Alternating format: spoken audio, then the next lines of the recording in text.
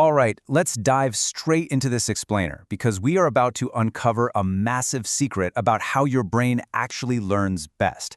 If you're sitting there right now thinking the smartest kids are the ones who literally never get anything wrong, the ones who somehow always have the perfect answer ready to go, well, prepare to have your mind totally blown. We're going to look at some wild science today that flips everything you thought you knew about making mistakes completely upside down. I mean, think about it. Have you ever been sitting in class absolutely terrified of giving the wrong answer? You know that exact feeling, right? Your stomach drops, you kind of slide down in your chair, and you stay super quiet because you think guessing wrong proves you just don't know the material. But what if I told you that making mistakes might actually be, well, your brain's secret superpower? To really get this, let me introduce you to two completely different students. First up, we've got Sarah. Sarah is a total perfectionist. When she studies for a huge test, she carefully rereads her highlighted notes over and over again simply because she wants to avoid making any errors whatsoever. Then we have Jan. Jan's super curious, and he loves to just guess the answer first, even if he ends up being totally wrong. So who do you think is actually studying smarter here? To find out, their teacher, Professor Coffee, decides to put their study habits to the test. And he isn't just making this experiment up on the fly. He's using a real, actual 2012 scientific study by cognitive researchers Barbie Hooser and Janet Metcalf. These scientists wanted to look at exactly what happens inside our heads when we generate errors versus when we just passively sit there reading the right answers. Let's take a look at how the professor set this whole thing up. The professor turns to the chalkboard and writes down a single word, whale, followed by a question mark. He tells the class, okay, don't look it up. Just try to guess what word goes with whale. Let's actually play along right now. If you were sitting right there in that classroom, what word instantly pops into your head when you see the word whale?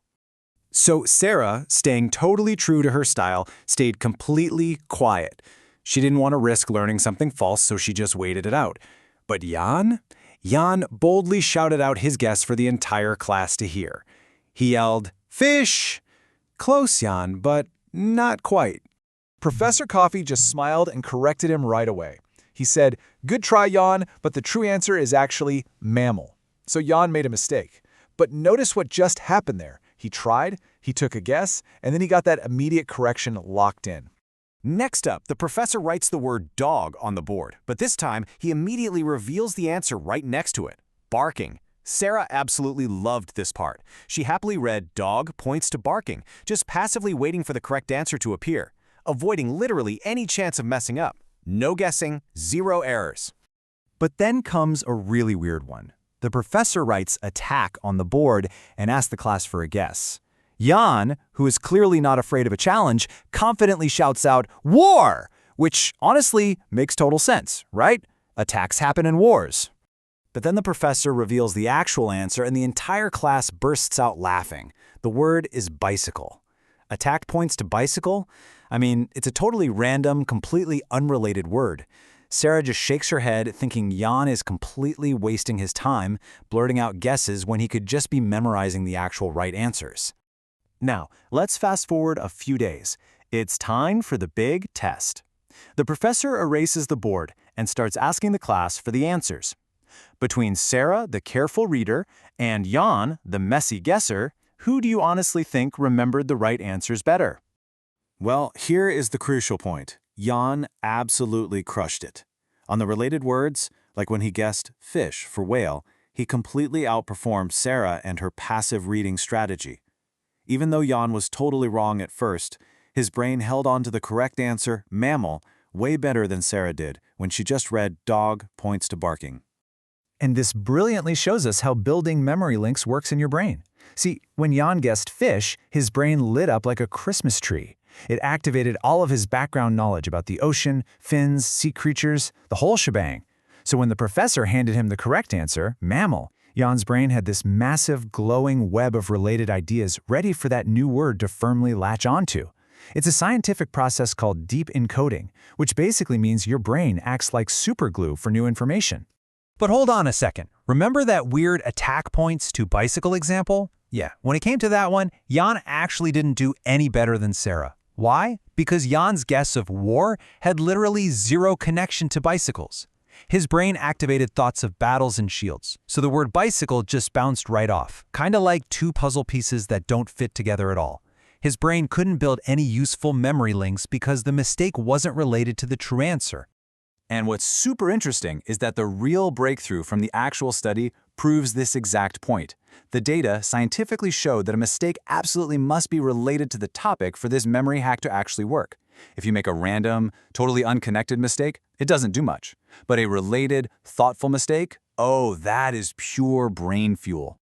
So, this brings up a pretty huge mystery. If guessing and making related mistakes is scientifically proven to be a much better way to learn, why did Sarah, and honestly, why do most of us, feel so strongly that just reading our notes is the smarter choice? Like, why are we so terrified of being wrong? Well, welcome to the great brain trick, or what scientists formally call a metacognitive illusion. Now, metacognition just means thinking about your own thinking. So this illusion is basically when our brains literally lie to us about how well we are learning. Our brain tells us that easy means effective. If studying feels easy, you must be learning a ton, right? Actually, no. That is a total trap. When the researchers looked at the numbers, they found this massive gap between what people believed and reality.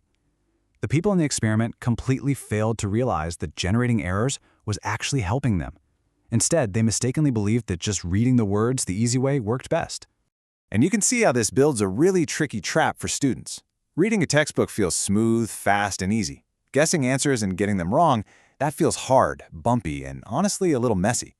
But because reading feels so effortless, your brain tricks you into picking the lazy route, falsely convincing you that you've mastered the material when you really haven't.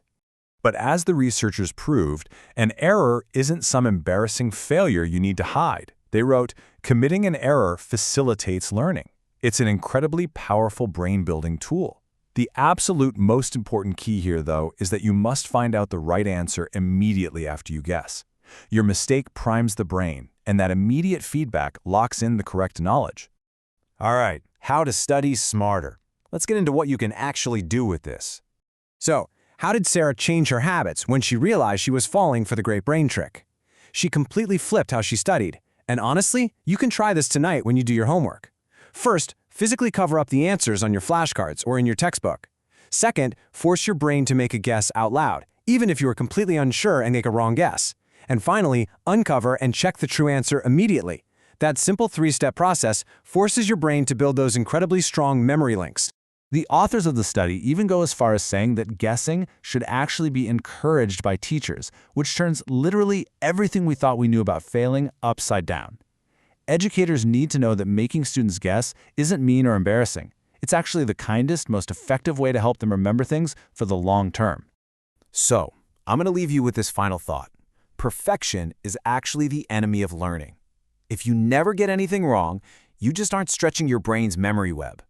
Instead of hiding from errors, what mistake will you boldly make today to make yourself infinitely smarter tomorrow? Thanks for joining me on this explainer, and seriously, go make some glorious mistakes.